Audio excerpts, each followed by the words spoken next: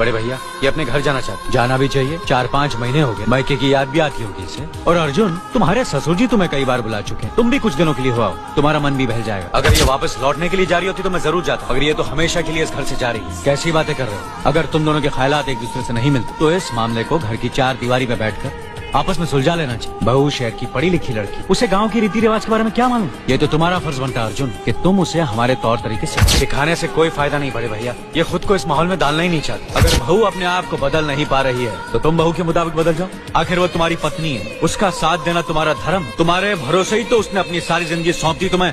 अर्जुन, मेरे दर्द पर तुम तड़प उठो, क्योंकि हम दोनों एक ही माँ की संतान, खून का रिश्ता है हमारा। मगर पत्नी का नाता उससे कहीं ज्यादा गहरा होता है, क्योंकि वो पराये घर से आकर अपनों से कहीं ज्यादा अपनी हो जाती है। पति शरीर है तो पत्नी उसकी आत्मा है। पत्नी ही पति के जीवन को सही अर्थ देती है, उसे कामयाब बनाती। पत्नी के बगैर पति बेजान और बेमाने हो जाते। अगर आज तुम अपनी पत्नी को हमेशा के लिए उसके मायके छोड़ाओगे तो ये गाँव, ये समाज क्या कहेगा हमारे बारे में? न्याय के सिंहासन पर बैठकर जो लोगों के अच्छे बुरे का फैसला करता है, अगर उसी के घर में नाइंसाफी होगी तो लोग हंसेंगे हम पर। अरे भैया, मुझसे भूल हो गई।